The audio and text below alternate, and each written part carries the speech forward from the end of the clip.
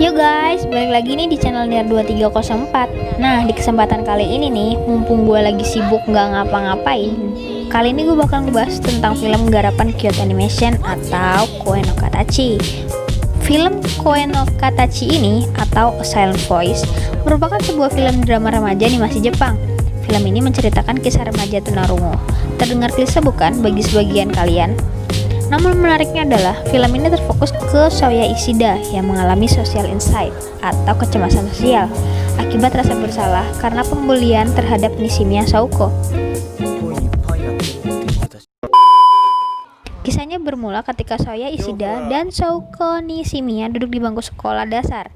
Ishida mempunyai teman bernama Shimada, Ueno, dan Kawai. Ini nih karakter yang gue benci banget, ratu drama cuy, parah.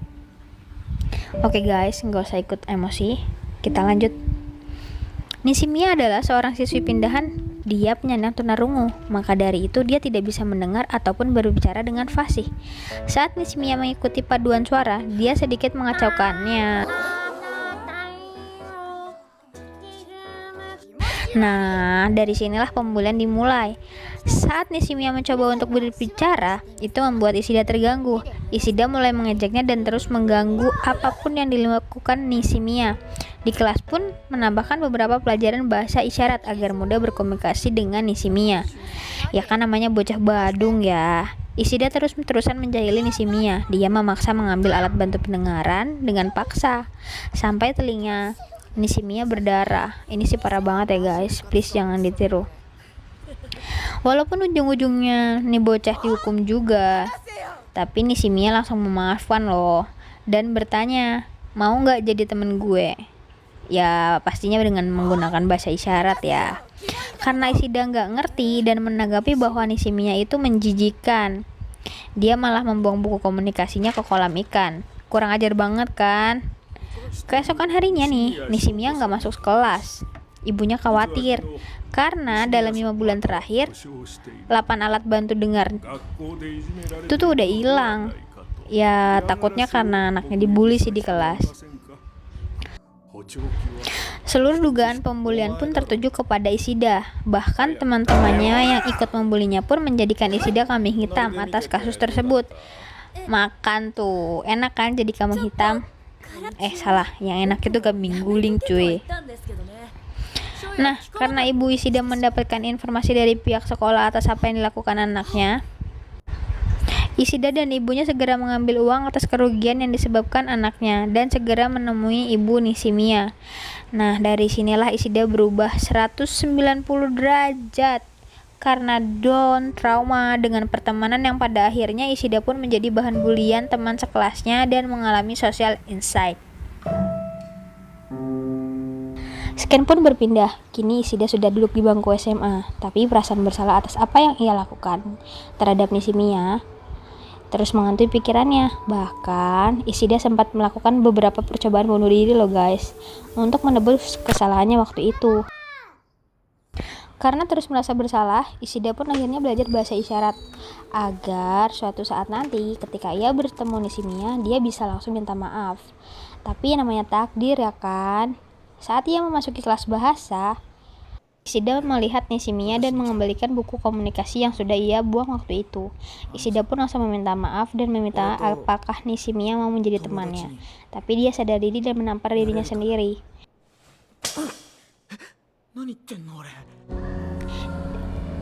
Scan pun berpindah. Ishida kembali mengalami harinya tanpa sosok teman.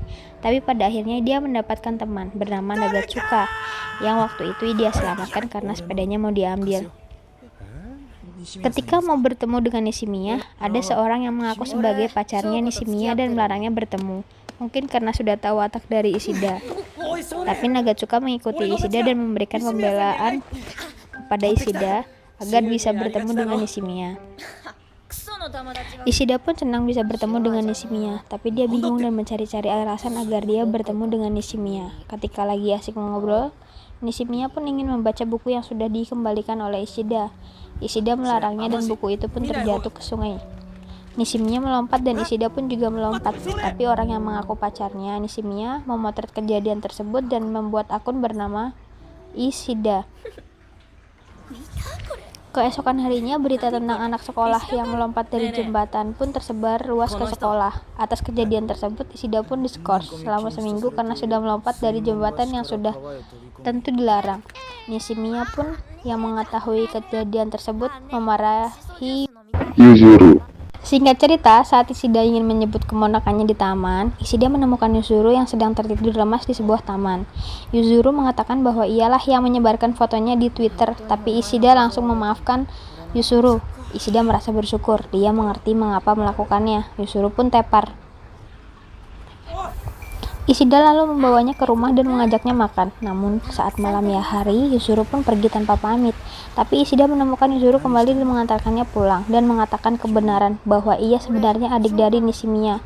Tapi seorang wanita menghampiri Ishida lalu menamparnya. Wanita itu tidak lain adalah ibu dari Nishimiya.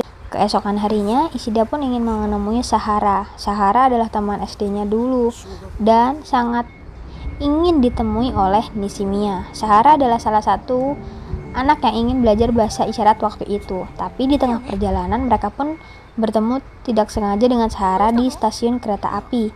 Dan saat dalam perjalanan pulang, ia juga bertemu dengan Ueno yang sedang bekerja menjadi sales cafe. Keesokan harinya, Ishida bertemu dengan Ueno saat sedang bersama dengan Nishimiya. Ueno pun menjahili Nishimiya, tapi perbuatannya dihentikan oleh Ishida yang saat itu sedang masa pertobatan. Ueno pun jijik dengan sikap Ishida lalu pergi meninggalkan mereka berdua. Keesokan harinya, Nishimiya pun mengikat rambut untuk menarik perhatian Ishida dan sekaligus menyatakan perasaannya. Namun karena kelewat tell me, dia pun tidak menyadari perasaan Nishimiya. Beberapa hari lalu, Ishida pun mengajak Nishimiya ke taman bermain. Setelah mendapat saran dari Yuzuru, dan dia pun mengajak Sahara, Kawai, dan teman barunya Mashiba. Dan dia berhasil membuat Nishimiya kembali tersenyum. Namun entah dari mana datangnya Ueno dan Ueno pun kembali mengajak Ishida membeli takoyaki yang tidak lain dan tidak bukan penjualnya sendiri adalah Shimada. Niat Ueno sebenarnya baik, ingin membuat mereka berteman lagi. Scene berpindah ketika mereka semua berkumpul ke jembatan di mana saat momen tuduh-tuduhan langsung dan jujur. Gue benci banget sih ke karakter Kawai, nyari aman doang. Bangsat enggak sih?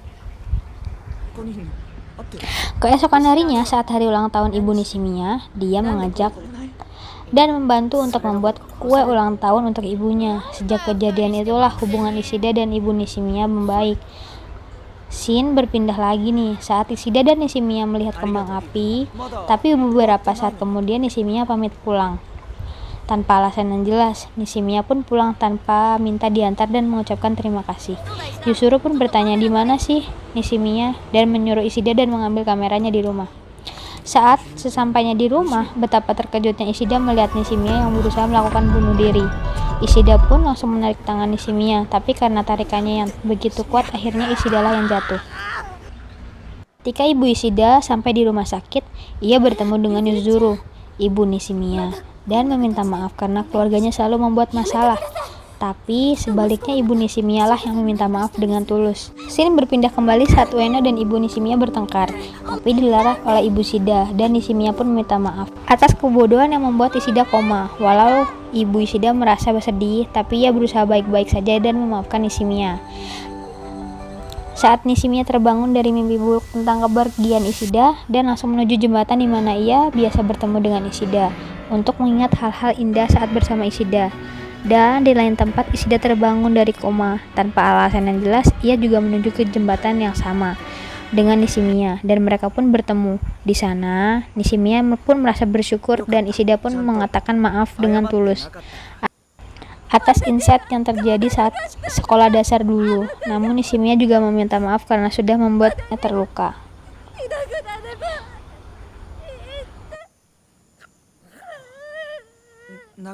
Shin berpindah dan berterima kasih sudah merawatnya, dan hubungan dengan teman lainnya pun kembali normal. Inilah saat momen penderita social insight. Inilah saat momen penderita social insight mulai membuka tatapannya. Inilah saat momen penderita social insight mulai membuka matanya dan mencoba mendengar semuanya. Tamat guys, ya udah tamat. Ye, udah tamat cuy. Ceritanya udah nyampe situ.